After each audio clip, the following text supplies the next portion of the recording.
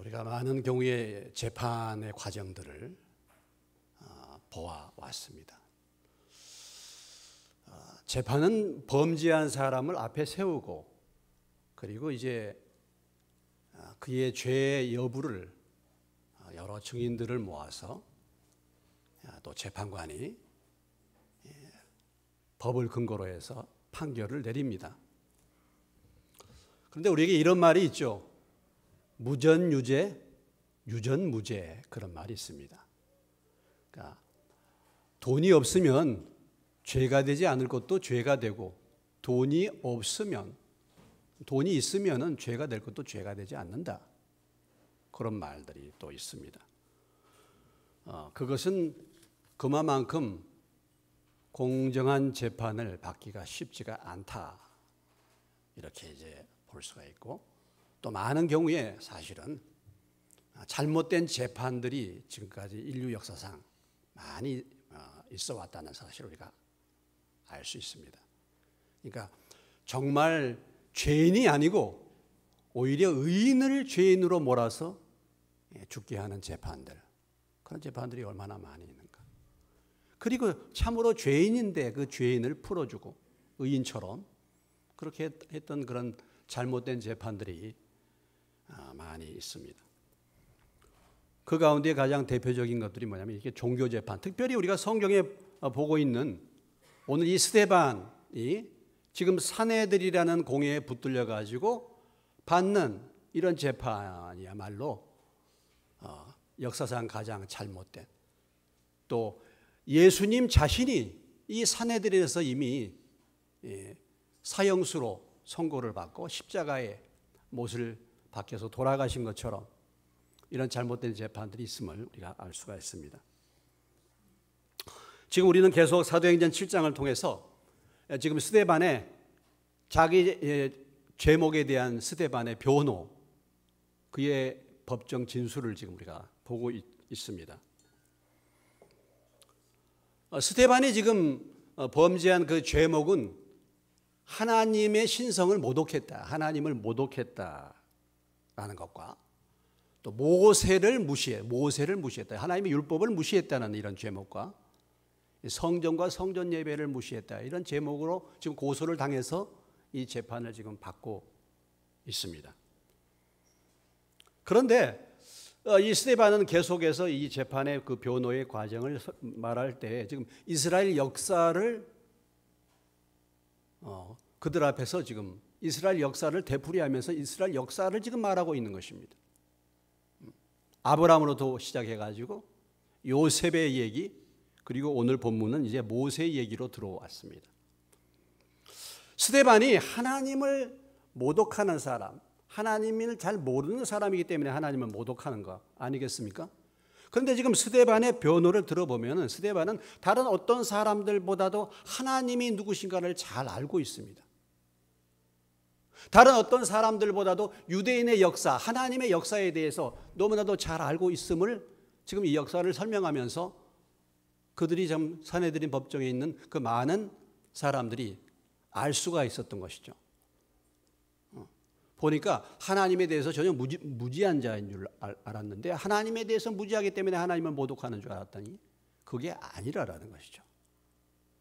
그리고 스데반이 들었던 지금 이스라엘 조상들의 얘기, 바로 아브라함과 요셉, 이런 사람들은 과연 누구를 의미하는가? 스데반은 이들을 통해서 바로 하나님이 아브라함이나 요셉이나 이런 사람들이 이스라엘을 구원했던 그 당시에 하나님의 대표적인 일꾼들로 사용한 것처럼 바로 예수님이 그런 분이시다라는 것을 그들에게 지금 설명해 주기 위해서 이들의 예를 지금 들고 있는 것입니다.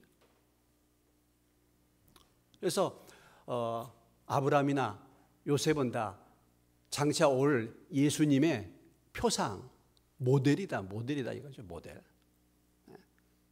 그리고 오늘 역시 모세 역시도 모세가 이스라엘 백성들을 애굽에서 구원해낸 그 구원자로 하나님이 모세를 보내신 것처럼 역시 이 모세처럼 바로 예수님이 그런 분이시다라는 것을 말씀하기 위해서 지금 이들의 예를 들고 있는 것입니다. 요한복음 5장 39절 말씀에 보면은 이렇게 표현되어 있죠. 너희가 성경에서 영생을 얻는 줄 생각하고 성경을 연구하거니와 이 성경이 곧 내게 대하여 증언하는 것이니라. 예수님이 직접 말씀하셨죠. 너희가 성경에서, 성경이란 말은 구약입니다. 구약. 예수님이 오시기 전에 이 구약 성경에서 구약 성경을 보면서 영생을 얻을 수 있는 방법이 뭔가를 생각하지만 이 성경은 누구에 대해서 말한 것이라고요?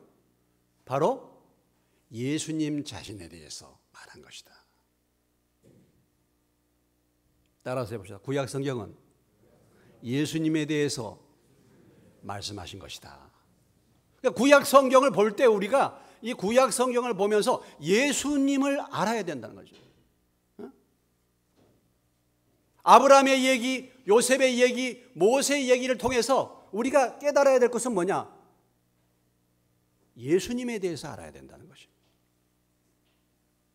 그러니까 한마디로 말해서 구약은 예수님을 발견할 수 있는 길을 제시하는 것이 구약입니다. 그러니까 구약을 정말 겸손한 마음으로 깊이 있게 되면은 예수님을 깨닫게 되는 거예요. 예수님을 알게 되는 거예요. 메시아가 누군지를 알게 되는 거예요.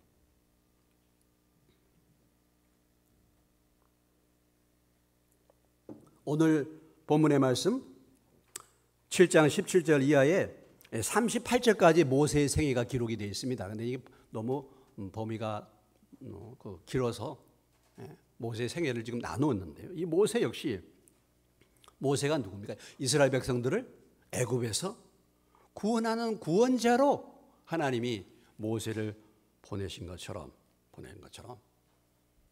바로 예수 그리스도를 이 세상에서 사람들을 죄 가운데서 구원하기 위해서 예수님을 보내셨다라는 것을 지금 설명하기 위해서 이 모세를 예를 들고 있는 것입니다.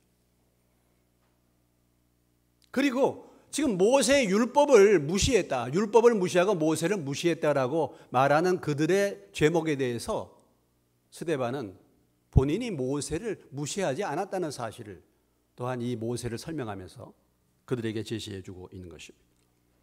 오늘 우리가 읽은 본문 7장 17절로 29절의 말씀은 모세가 출생부터 40세까지의 모세의 생애가 기록이 되어 있습니다. 우리가 모세의 생애를 얘기할 때 모세의 생애를 세 등분으로 나누어서 볼 수가 있어요. 첫 번째 40세, 주로 40세 단위로, 그 다음에 또 40세, 그 다음에 또 40세. 모세가 몇 세에 죽었죠? 120세에 모세가 세상을 떠났는데 모세의 생애의 주기를 40세로 이렇게, 그래서 40년, 오늘 이 출생부터 40년까지 바로 애굽에서 궁중에서 자라난 모세, 애굽 궁정에서의 모세의 생활이 기록이 되어 있고, 또한 40년은 미디안 광야에 도망가가지고 광야에서 40년, 그리고 남은 40년은 이스라엘 백성들을 구원하기 위해서 이제 그들을 이끌고 나왔던 40년의 생애, 이것이 모세의 생애인데 오늘 이 모세의 그 출생서부터 애국 궁정에서의 40년 생활이 나타나 있습니다. 모세가 태어났을 때의 그 시대적인 상황이 어떤 상황이었는가? 오늘 17절로 20절에는 모세가 태어나기 전에 모세의 태어나기 전의 상황을 설명해 주고 있습니다. 어떤 때였습니까? 어떤 때 모세가 태어났습니까? 17절로 우리가 19절까지의 말씀을 주목해 보시면, 하나님이 아브라함에게 약속하신 때가 가까우매 이스라엘 백성이 애굽에서 번성하여 많아졌더니 요셉을 알지 못하는 새 임금이 애굽 왕위에 오르매 그가 우리 족속에 교활한 방법을 써서 조상들을 괴롭게 하여 그 어린아이들을 내버려 살지 못하게 하려 할세. 모세가 태어났을 때의 시대적인 상황은 어떤 상황입니까? 첫째는 하나님이 아브라함에게 약속한 때가 가까웠다는 것입니다. 하나님의 때가 가까웠다는 거예요. 무슨 때입니까? 사도행전 7장 6절로 7절에 보면은 이미 하나님이 아브라함에게 예언하신 말씀의 때입니다. 하나님이 7장 6절로 하나님이 또 이같이 말씀하시되 그 후손이 다른 땅에서 나그네가 되리니 그 땅 사람들이 종으로 삼아 400년 동안을 괴롭게 하리라 하시고 또 이르시되 종산놈 나라를 내가 심판하리니 그 후에 그들이 나와서 이곳에서 나를 섬기리라. 이렇게 말씀하셨는데 그 말씀의 때가 가까웠다라는 것입니다. 그러니까 애굽에서 지금 400년을 살았는데 애굽에서 하나님이 약속하신 것처럼 나올 때가 되었다라는 것이죠. 그때가 가까웠을 때에 하나님이 모세를 보내셨다. 이것을 통해서 우리가 무엇을 알 수가 있습니까? 이 세상은 하나님의 약속에 따라서 하나님의 계획에 따라서 움직이는 세상인 줄로 믿으시기 바랍니다. 우리의 생각과 우리의 방법과 우리의 계획으로 움직이는 게 아니에요. 이 세상을 볼 때 이 세상이 제멋대로 가는 것 같고 어떤 사람들의 계획에 의해서 가는 것 같지만은 누구의 때가 있습니까? 하나님의 때가 있다는 거죠. 하나님의 때를 따라서 움직이는 세상이다라는 거죠. 여러분, 역사의 배후에는 하나님이 계신 줄로 믿으시기 바랍니다. 역사의 배후에는 하나님이 계신. 내가 내 생각 따라서 가는 것 같지만 역사의 배후에는 하나님의 때, 하나님의 계획, 하나님이 역사를 움직여 가시는 것입니다. 영어로 역사를 뭐라고 해야죠? 히스토리. 네, 이것을 표현할 때 His story다. 그분의 얘기. 역사는 누구의 얘기냐? 역사는 그분의 얘기, 하나님의 얘기다라는 거죠. 그러니까 애굽을 떠날 때가 가까워졌다 이거죠. 애굽을 떠날 때가 가까워졌다는 것입니다.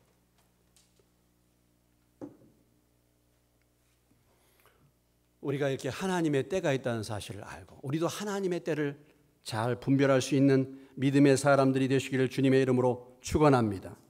때를 분별해야 해요. 때를. 지금이 은혜를 받을 때인 줄로 믿습니다. 지금 시간은 무슨 때입니까? 오늘 이 시간은 여러분 예배 드릴 때예요. 예배를 잘 드려야 될 때입니다. 여러분 지금 세상이 코로나19라는 우리가 한 번도 경험하지 못한 이런 재앙들이 지금 오고 있습니다. 이런 때에 어느 때입니까? 지금 이때가 하나님을 의지할 때인 줄로 믿으시기 바랍니다. 지금은 하나님을 의지할 때예요. 지금은 정신을 차릴 때란 말이죠. 지금은 겸손해야 될 때입니다. 인간의 과학, 인간의 힘으로 안 되는 거예요. 하나님이 스톱시키니까 모든 것이 다 멈추지 않습니까? 이럴 때 우리는 때를 분별할 수 있어야 돼요. 때를. 지금은 기도할 때입니다. 지금은 하나님을 찾을 때예요. 이렇게 때가 있는 것입니다. 여러분, 우리가 이 세상을 떠날 때가 있어요. 이것도 잊지 말아야 돼요. 우리가 이 세상에서 영원히 살 것처럼 사는 존재가 아닙니다. 이런 때를 우리가 알아요. 하나님의 때가 가까웠습니다. 하나님의 때가 가까웠는데 그 하나님의 때가 가까우니까 어떤 현상들이 일어났습니까? 18절에 보니까 요셉을 17절 후반 보니까 이스라엘 백성들이 애굽에서 번성하여 많아졌다 그랬어요. 하나님의 때가 가까우니까 한편으로는 좋은 일이 생겼습니다. 백성들이 숫자가 많아요. 번성하게 된 거예요. 히브리 여자들이 아기를 엄청 잘 낳는 거예요. 그냥. 요즘에 보면 참 지금 우리 사회를 보세요. 애들을 낳습니까? 두 사람이 결혼해가지고 한 사람은 0.9명 정도가 안 돼요. 지금 우리나라가 세계 가장 출산율이 가장 낮은 나라가 대한민국입니다.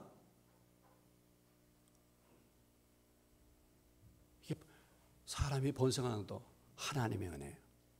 예, 번성하는 것. 근데 하나님의 때가 가까우니까 좋은 일이 일어났는데 좋은 일은 뭐냐면 이스라엘 백성들이 애굽에서 번성하여 많아졌다는 거죠. 좋은 일이 일어났죠.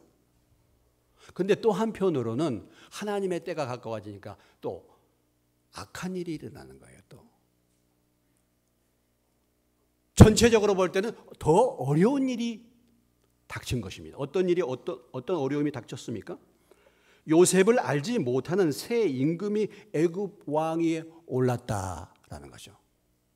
여러분, 어떻게 이스라엘 백성들이 애굽에 들어갔습니까? 요셉이 총리가 되었죠. 애굽의 총리가 돼가지고 그래서 애굽이 살아나고, 그래서 요셉의 가족들이 애굽으로 들어왔지 않습니까? 그런데 세월이 흐르니까 요셉을 알지 못하는 새로운 임금이 등장을 해가지고 왕위에 올라가지고 이 이스라엘 백성들을 핍박하고 이스라엘 백성들의 아이들을 죽이려고 했다라는 것입니다.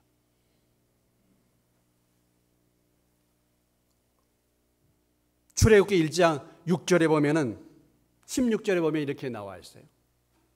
이르되 너희는 히브리 여인을 위하여 해산을 도울 때 그 자리를 살펴서 아들이거든 그를 죽이고 딸이거든 살려두라.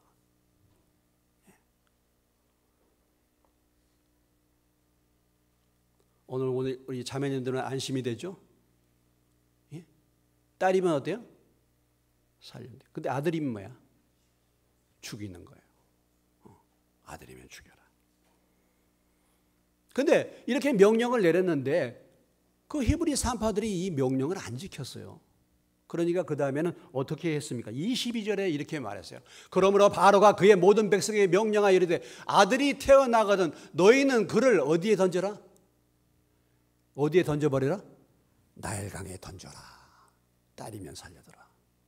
딸이면. 우리 자매님들이 안심이 되니까 눈이 많이 감기시는 것 같은데, 예. 이렇게 명령을 내려서 이스라엘 백성들을 앞으로 뭐예요? 그들의 숫자가 줄어들고 죽이도록 이렇게 했다는 것입니다.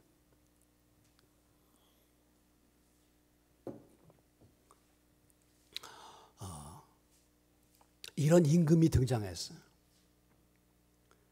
참 보면은 인생의 이 비극적인 일이 뭐냐면요, 역사를 알지 못하는 지도자들이 등장하면 이렇게 어려움을 겪고. 여러분, 지금 이 애굽은요 어떻게 존재하게 됐습니까? 애굽도 흉년이 다가올 때 망하게 됐어요. 그런데 요셉이라는 사람이 등장해가지고 하나님이 요셉을 애굽의 총리로 세워서 애굽을 사실은 건져낸 것입니다. 어쩌면은 요셉이 없었다고 한다면 이 애굽의 새로운 이 왕위에 등극하지 못할 수도 있어요. 역사적으로 이 왕을 투투모스 1세라고 말하는데, 이 투투모스 1세가 만약에 자기들의 얼마 전에 역사를 안다고 한다면 이 요셉이라는 유대인이 와가지고 이스라엘 백성이 와가지고 이렇게 나라를 살렸던 것을 역사적으로 배울 수 있지 않았겠습니까? 그런데 그 은혜를 갖다가 이제는 뭐예요? 원수로 갚는 거예요. 왜 그렇습니까? 역사에 대해서 무지하기 때문에 그런 거예요. 역사에 대해서. 전에도 제가 한번 말씀했습니다. 헤겔이라는 유명한 변증 역사학자가 그렇게 말했다 그러잖아요. 역사는 우리에게 아무것도 가르쳐주지 않는다는 것을 가르친다. 역사는 우리에게 아무것도 교훈하지 않는다는 것을 가르친다. 무슨 얘기입니까? 역사를 배워봐야 소용이 없다 이거예요. 역사를 배워봐야 사람들이 어리석고 미련해가지고 그 일을 되풀이한다 이런 얘기입니다. 그러니까 이런 왕이 일어나가지고 이스라엘 백성들을 괴롭히고 그들의 종족을 완전히 말살시키려는 이런 핍박, 이런 계획을 세워서 왔다라는 거죠. 그런데 참 한편으로 보면요, 하나님은 이런 사람들을 또한 사용하시는 거예요. 그래서 잠언 16장 4절의 말씀이 이때 등장하는 거죠. 여호와께서 온갖 것을 그 쓰임에 적당하게 지으셨나니 악인도 악한 날에 적당하게 하셨느니라. 악인도. 악인도. 그러니까 이런 악인들도 이렇게 이스라엘 백성들을 몰살시키려는 이런 왕도 하나님이 쓰신다 이거죠. 이 용도로 쓰신답니다. 여러분은 하나님 앞에 선한 도구로 사용되시기를 주의 이름으로 축원합니다. 예. 만약에 이스라엘 백성들이 번성했는데 애굽에서 핍박이 없고 애굽에서 아주 잘 살도록 애굽 왕이 배려를 해줬다. 그러면은 이스라엘 백성들이 애굽을 나왔겠습니까? 애굽에 머물렀겠습니까? 여러분 어떻게 생각하십니까? 아무 문제가 없이 평안하게 잘 살아. 그러면은 어떻게 됐겠어요? 그 땅에 계속 머무는 거죠. 그런데 뭐가 왔어요? 죽을 위기가 온 것입니다. 죽을 위기가. 그래서 이 애굽을 떠나야 되겠다. 애굽에서 피난을 가야 되겠다. 이 애굽 땅에서 살 땅이 아니구나 하는 것이죠. 여러분, 이 세상에서 환난이 오고 이 세상에서 고통이 오고 이 세상에 어려움이 오니까 우리가 뭐예요? 하나님을 찾게 되는 줄로 믿으시기 바랍니다. 예. 그런 거예요.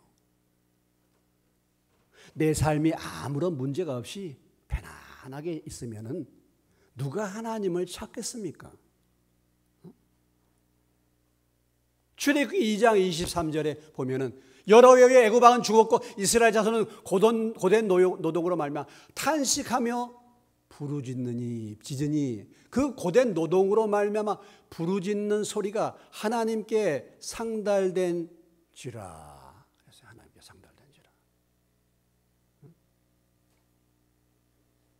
하나님께 상달된지라. 힘들고 어려운 일 때문에 하나님 앞에 간절하게 나가서 기도한 것이고 하나님을 찾게 하신 거죠. 오늘 우리 시대의 문제가 무엇입니까? 오늘 우리의 신앙의 문제가 무엇입니까? 우리에게 너무 문제가 없다는 거예요. 우리가 다 먹고 살만하다는 것입니다. 그러니까 마음이 하나님 앞에 간절해지지가 않는 거예요.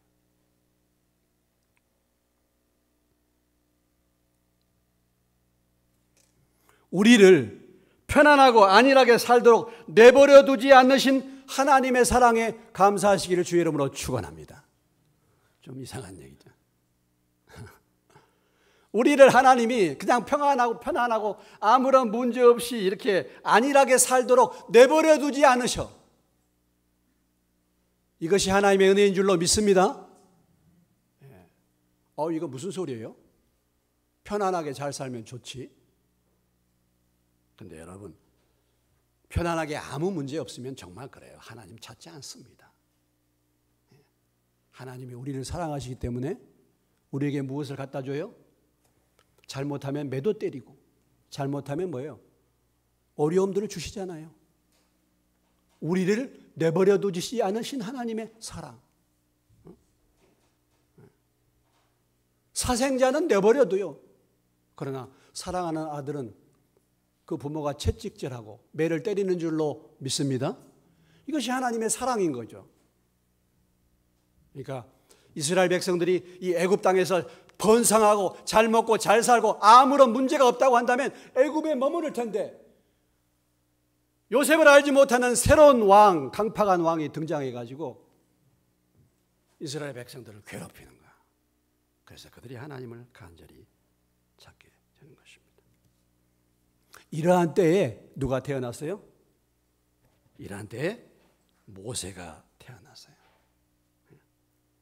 위기와 환난의 때에 하나님은 구원자를 준비하시는 줄로 믿으시기 바랍니다. 위기와 환난의 때에 하나님은 구원자를 준비하시고 보내십니다. 위기와 환난의 때. 위기와 환난의 때에 사실은 하나님이 가장 가까이 계실 때예요. 믿으시기를 주의 이름으로 축원합니다. 오늘 이렇게 코로나19로 여러 가지 위기와 어려움이 올 때 사실은 하나님이 우리 가운데 가까이 계시는 것입니다.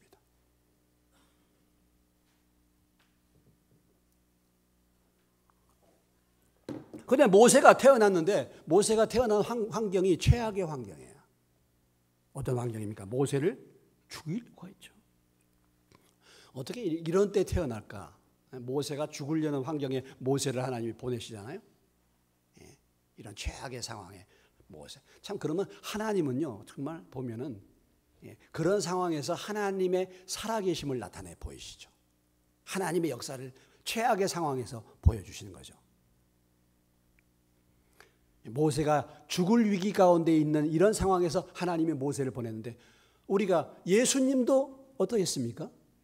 예수님도 동일한 그런 상황에서 하나님이 그 예수님을 붙들어 주시고 지켜주신 것을 볼 수가 있죠.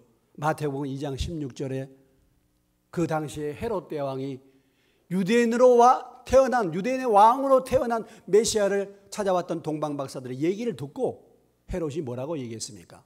헤롯이 박사들에게 속은 줄 알고 심히 노하여 사람을 보내어 예루살렘과 그 모든 지경 안에 있는 산의 아이를 박사들에게서 자세히 알아본 그때를 기준하여 2살부터 그 아래로 다 뭐예요? 죽였다. 그러나 역시 참 예수님도 이렇게 죽을 위기 이런 상황에서 이런 영적인 전쟁터에서 하나님이 모세를 구원하시고 주님을 구원하신 줄로 믿습니다. 그래서 모세가 그 아버지 집에서 석 달을 길리다가 도저히 안 되니까 결국은 나일강에 뛰었지 않습니까? 그래서 본문의 21절로 22절에 보면은 그 모세를 하나님이 바로의 공주, 바로의 딸의 아들로 그렇게 데려다가 그 나일강에서 바로의 공주가 목욕하러 나왔다가 그 모세를 발견하고 모세를 갖다가 데려다가 자기 아들로 삼아서 애굽 궁정에서 길렀다. 그러므로 인해서 모세가 애굽 사람의 모든 지혜를 배워 그의 말과 하는 일들이 능통했다. 이렇게 표현하고 있습니다.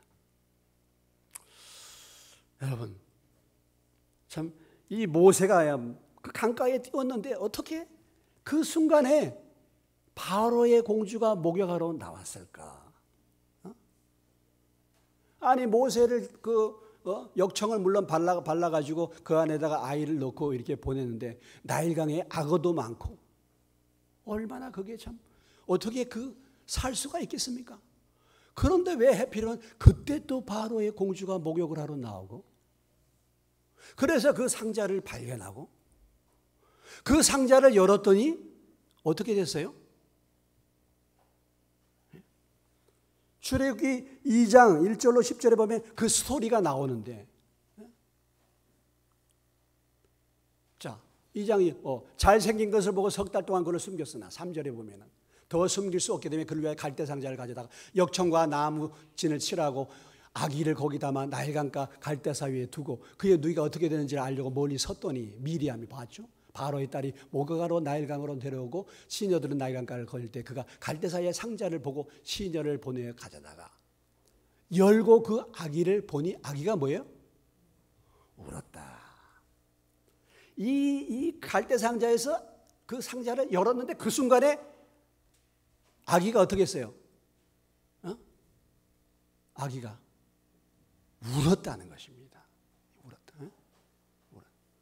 그러니까 그를 뭐예요? 그때 그 바로의 공주가 그것을 열면서 아기가 앙 하고 울으니까 그 바로의 공주의 마음에 뭐가 생겼겠어요? 아이에 대한 긍휼함, 불쌍히 여김. 그 모성애를 발동. 자, 이런 것이 다 우연인가? 이게 다 우연으로 이루어진 것인가? 유대인의 그 성경을 해석한 미드라시라는 책에 보면은 이렇게 그게 표현됐대요. 그 상자 뚜껑을 막 여는 순간 하늘에서 천사가 내려가지고 모세를 꼬집었다. 그래가지고 모세가 울었다는 거예요. 그래서 참 그 바로의 공주, 이 히브리인의 아이인 줄 알면서도 자기 아들로 삼았으니까 얼마나 불쌍해진 마음이 있었겠습니까? 여러분, 이게 우연이겠습니까? 이게 우연이겠어요? 우연히 이런 일이 일어났다? 세상 사람들은 이게 우연이라고 얘기하죠. 이 모든 일에 하나님의 초자연적인 역사가 있는 줄로 믿으시기 바랍니다. 그렇죠. 여러분, 우리의 인생은 우연이 아닙니다. 예? 나의 인생은 우연히 이루어진 게 아니에요. 우리의 삶의 배후에는 하나님이 지금도 역사하신 줄로 믿으시기 바랍니다. 하나님이 지금도 우리의 삶의 배후에 우리를 섭리하고 계시죠. 그때 만났던 그 사람, 누구의 노래처럼 그때 그 사람이 아니라 그때 만났던 그 사람이 우연히 만난 사람이 아니에요. 예? 여러분, 내가 어떻게 교회에 나오게 됐습니까? 그때 만났던 어떤 그 사람 때문에 내가 나온 거 아니겠습니까? 그게 우연이 아니에요. 그때 만났던 그 사건 우연이 아닙니다. 뭔가 하나님이 나에게 말씀하시기 원하시는 사건이에요. 만약에 내가 그때 그 일을 경험하지 않았더라면, 내가 만약에 그때 그 사람을 만나지 못했더라면 내가 믿었겠습니까? 아니에요. 제 인생도 마찬가지입니다. 제가 정말 참 그 어려운 일을 당하지 않았더라면요, 제가 절대 예수님 만날 사람이 아니에요. 그때 그 사람. 모든 일은 하나님의 역사하심과 하나님의 은혜와 하나님의 섭리가 있는 줄로 믿으시기 바랍니다. 이 하나님의 초자연적인 역사로 모세가 바로의 궁정에서 자라나게 된 거예요.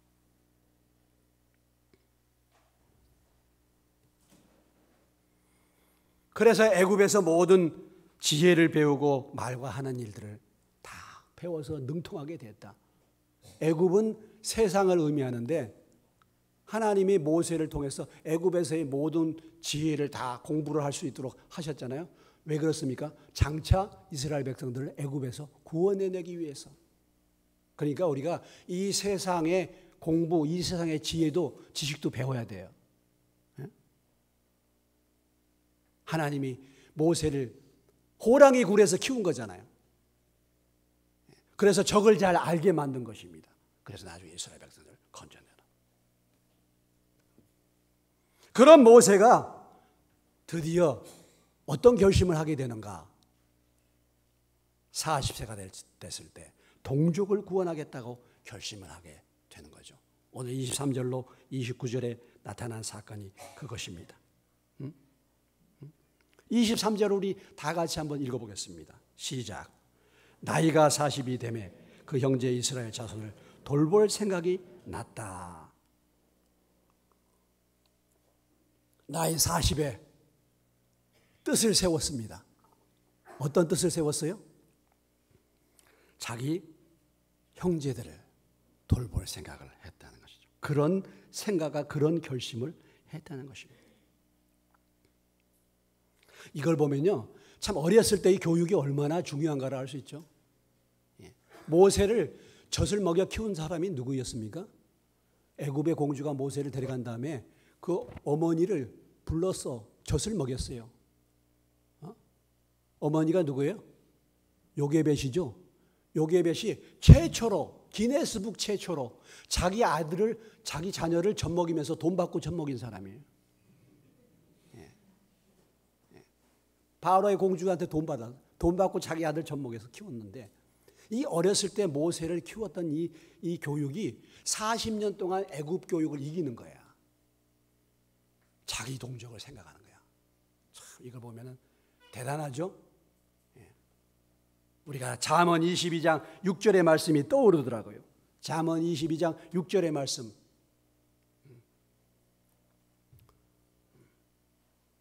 잠언 22장 6절에 뭡니까? 어렸을 때부터 하나님의 바른 길을 인도하라. 그러면 늙어도 그것을 떠나지 아니하리라. 어렸을 때의 교육이 늙어도 마땅히 행할 길을 아이에게 가르치면 늙어도 그것을 떠나지 않는다. 이 말씀이 모세에게 적용된 거예요. 그러니까 모세가 40년 만에 깨달은 거예요. 누구를 돌봐야 되겠다? 자기 자손을 돌볼 생각이 났습니다.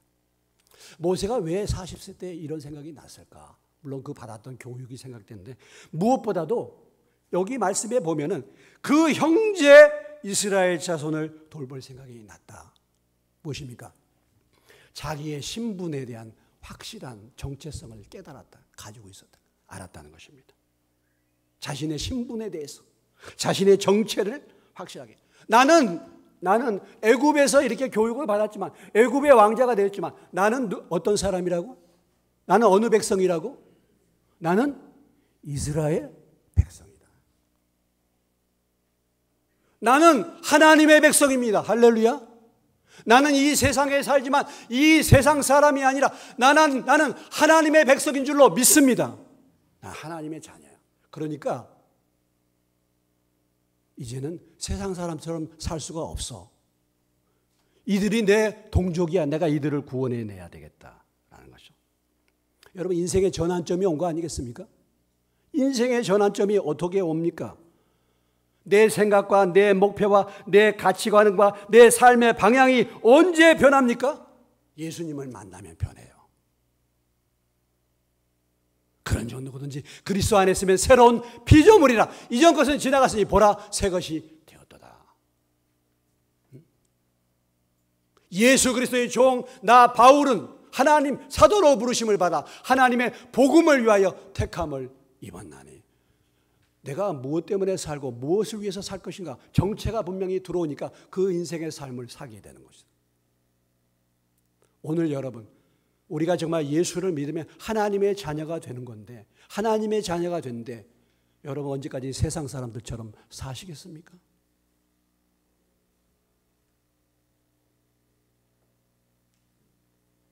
오늘 하나님의 백성이란 이 자각의식이 이 의식이 자기 백성 동족을 돌볼 살필 마음이 생겼다라는 거죠.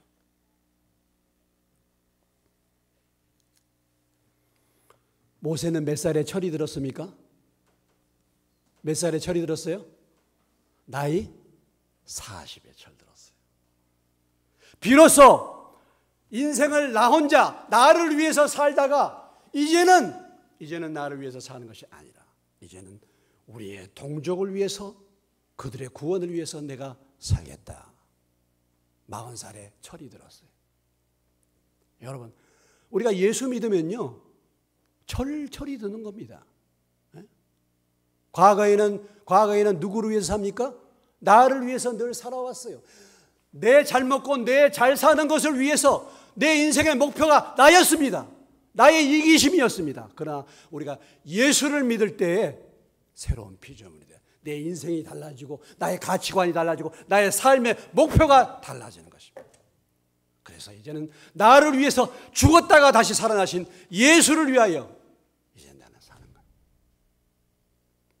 그래서 믿지 않는 복음을 알지 못하는 예수를 알지 못하고 이 세상에서 방황하고 죄 가운데서 영원히 죽을 인생들을 위하여 내 인생을 드리겠다. 내가 그들을 살피겠다.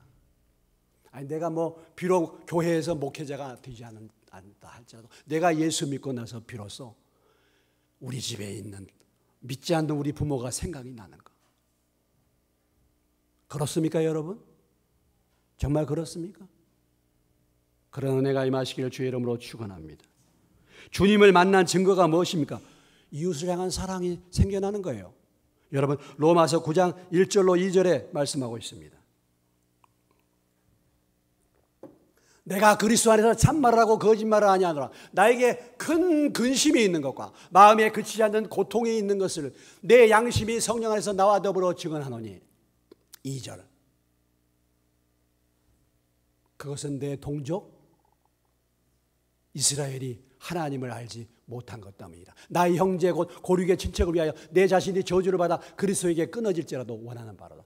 바울이요 예수 믿고 나서 마음의 큰 근심과 그치지 않는 고통이 무엇입니까? 믿지 않는 내 친척들. 여러분 여러분이 정말 예수님을 만나고 예수님을 믿었다, 여러분 가운데 예수의 생명이 있다라고 한다면 반드시 우리 믿지 않는 가족들, 친족들에 대해서 고통이 있는 거예요. 정말 그것이 있습니까, 여러분? 오늘 바울이 그렇지 않습니까? 큰 근심이 있습니까? 마음에 그치지 않는 고통이 됩니까? 안 믿는 내 남편, 안 믿는 내 자녀들, 안 믿는 내 부모를 볼 때 마음에 고통이 있습니까, 여러분? 그것이 없다고 한다면 여러분 아직도 주님을 만나지 못한 사람이에요. 우리가 신앙생활 하면서 늘 내 안에 갇혀있는, 그저 내 복이나 받고 뭐 나의 축복이나 받는 이런 신앙생활, 이게 예수 만난 사람의 신앙의 안에 주님을 진정으로 만나게 되면은 오늘 모세가 결단했던 것처럼 형제 이스라엘을 돌아볼 생각이 나는 것입니다. 여러분은 어떻습니까? 여러분은 철이 드셨습니까? 여러분은 주님을 만나셨습니까? 여러분은 이런 문제를 가지고 마음 아파해 본 적 있으십니까? 이것을 위해서 기도해 본 적 있으십니까? 어떻습니까?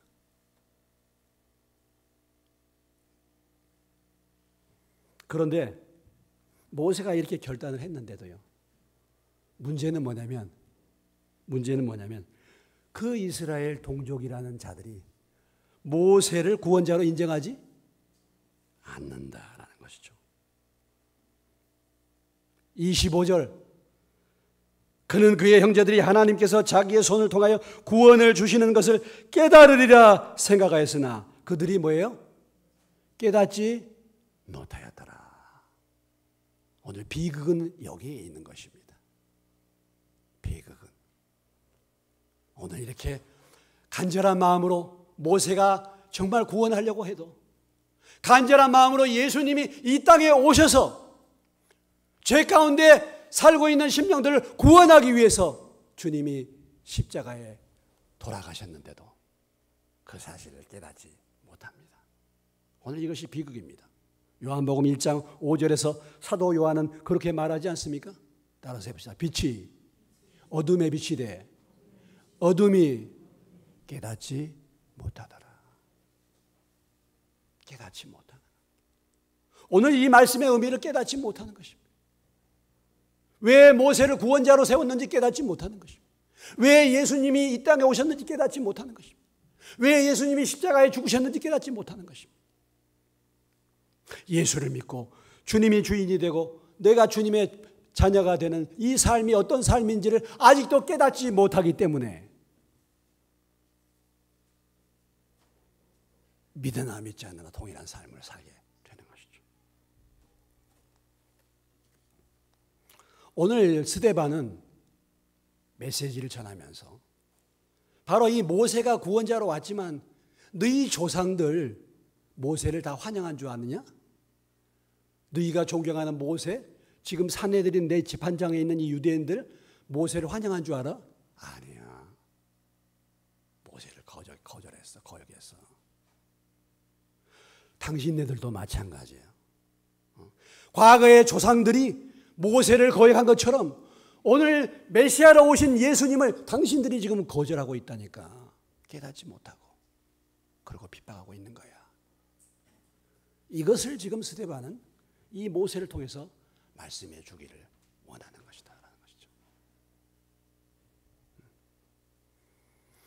오늘 사람들은 마찬가지입니다. 오늘 이 세대 사람들은 마찬가지예요. 진리에 대해서 관심이 없어요. 세상의 빛으로 오신 주님 영접하지 않습니다. 주님을 거절해요. 오늘 이 자리에 계신 분들은 다 그 예수 그리스도를 여러분들이 깨달으시고 구주와 주님으로 믿으시기를 주의 이름으로 축원합니다. 주님을 믿으셨습니까? 철드시기 바랍니다. 모세처럼 이제는 내 안에 갇혀있던 신앙을 벗어나서 이제는 모세처럼 이제는 동족을 위하여, 공동체를 위하여, 믿지 않는 이웃을 위하여, 믿지 않는 내 가족을 위하여 그들을 섬기고 그들을 주님 안으로 인도하는데 내 삶을 드릴 수 있는 저와 여러분 되시기를 주의 이름으로 축원합니다. 기도하시겠습니다.